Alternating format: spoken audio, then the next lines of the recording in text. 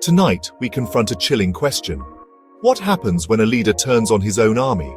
This is not fiction. This is the true story of Joseph Stalin, the man of steel who unleashed terror on his own protectors. Imagine being a celebrated Marshal of the Soviet Union, a hero with medals commanding millions. Then, one night, the secret police come for you.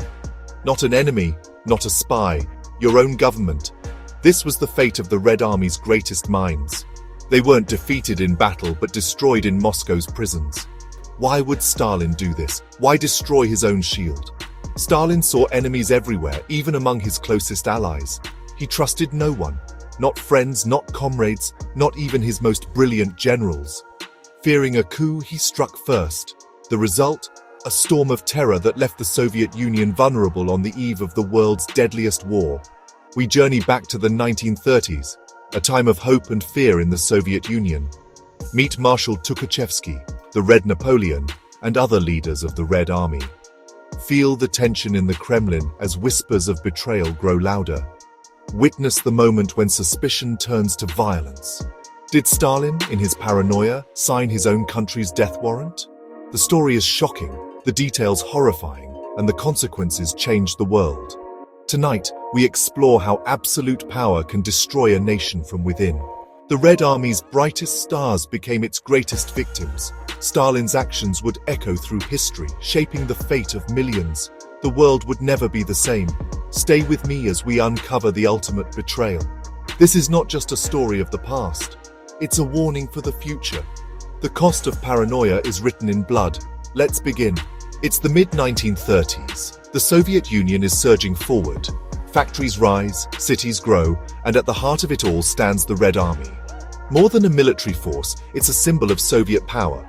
Modern, strong, and admired. Parades in Red Square showcase endless tanks and squadrons of planes.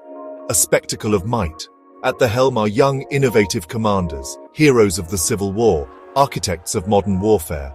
They write the book on deep battle, a strategy soon envied by the world. Marshal Tukhachevsky leads them, a visionary who sees the next war as one of speed and surprise. He pushes for tanks, planes, paratroopers, an army built for the future. Alongside him are Yakir and Uburovich, beloved by troops and respected for their skill.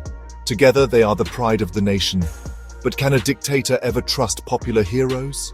Stalin watches, uneasy at their popularity and the loyalty they inspire. He hears the cheers, sees the respect, and wonders, are these men loyal to the Soviet Union or to themselves? The seeds of suspicion are sown. The stage is set for tragedy. The Red Army's golden age is about to end. Not from outside attack, but from within. Stalin's fear of rivals grows as the general's fame rises. The question lingers, can absolute power tolerate brilliance in others? The answer will shape the fate of millions. The Red Army's strength becomes its greatest vulnerability. The shadow of betrayal looms. The tragedy is inevitable. The world watches, unaware of the storm to come. Under Stalin, the Soviet Union was a nation ruled by fear. The NKVD's black cars haunted the night. A careless word could mean exile or death. Suspicion poisoned every relationship. Children reported parents, friends betrayed friends. Stalin sat at the center, trusting no one. He'd already purged his political rivals. Now he eyed the army. Every rumor, every foreign contact, every innocent conversation became evidence of treason. Stalin encouraged jealousy and rivalry among commanders, collecting evidence for a case against them. Why destroy your best defenders as war loomed in Europe? For Stalin, only absolute control mattered. A popular, independent general was a threat. Better a weak army loyal to him than a strong one he couldn't control. The seeds of destruction were planted by paranoia. The Red Army's fate was sealed not by foreign enemies but by Stalin's fear.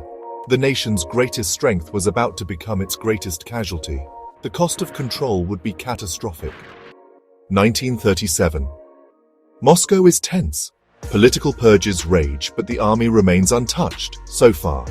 Generals like Tukhachevsky still stand beside Stalin at parades, but behind Kremlin walls, suspicion festers.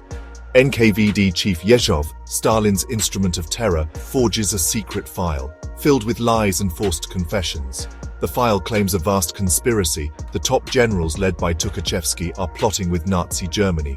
It's pure fantasy, But it's exactly what Stalin wants. The generals sense danger. Some plead their loyalty, but it's too late.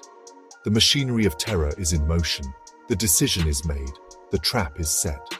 The Red Army, once the world's greatest, is about to be gutted from within. The men who built the nation's shield are about to be declared its enemies.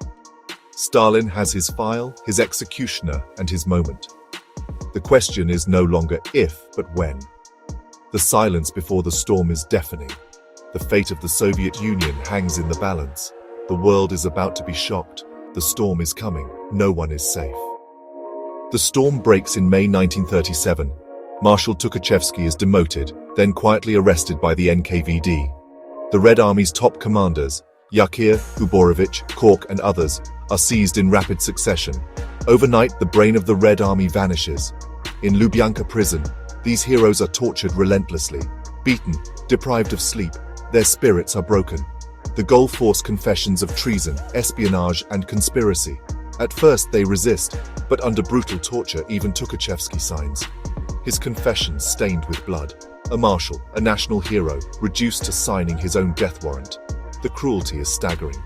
Did the NKVD ever question if they were destroying the men who might save them in war? Or were they just cogs in Stalin's machine? The answer is chilling. The Red Army's finest are gone. Not by enemy hands, but by their own leader. The nation's shield is shattered. The consequences will be dire. The nightmare has only begun. With confessions in hand, Stalin stages a show trial. No real evidence, no defense, just a grim performance for the world. On June 11, 1937, 8 top commanders stand before a secret court. Judges are their peers, some friends now forced to condemn them. The trial is a farce, lasting only hours. The main evidence is confessions extracted by torture. The accused, broken and exhausted, repeat their confessions. They admit to treason, espionage, and plotting a coup, hoping perhaps to spare their families. The verdict is predetermined, guilty. The sentence, death, carried out that very night. Tukhachevsky, Yakir, Uborovich, executed in the prison basement. The Red Army's leadership is wiped out in weeks, not by war but by Stalin's hand. But the purge spreads. Anyone connected to the accused is now a suspect. The NKVD sweeps through the ranks, arresting thousands. The Great Purge of the army has begun. The military's backbone is broken. The Soviet Union is left dangerously exposed. The numbers are staggering. 3 of 5 marshals executed, 13 of 15 army commanders shot, and 35,000 officers purged.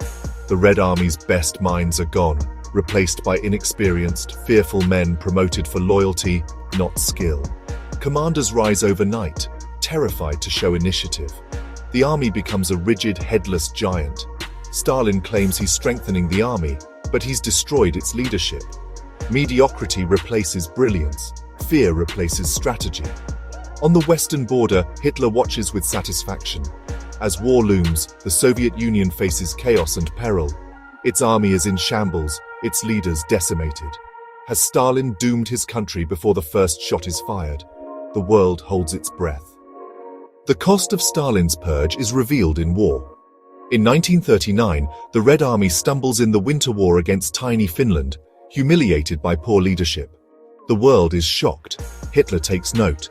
In 1941, Hitler invades. The purged Red Army collapses. Lacking experienced leaders, it's encircled and destroyed.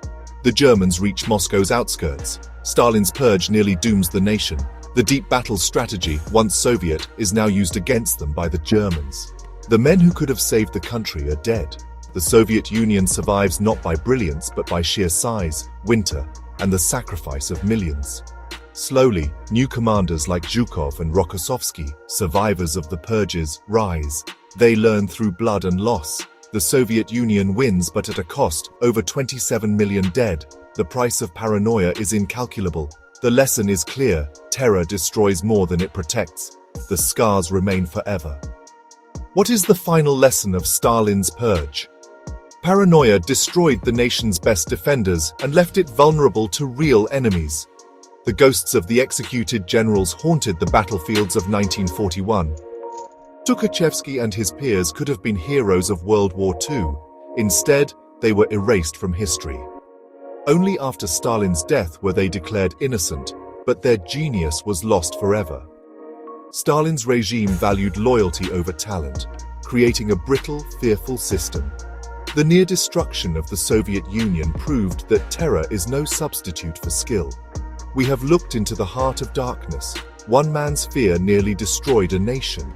The greatest threat can come from within. This lesson is written in blood. History must never forget.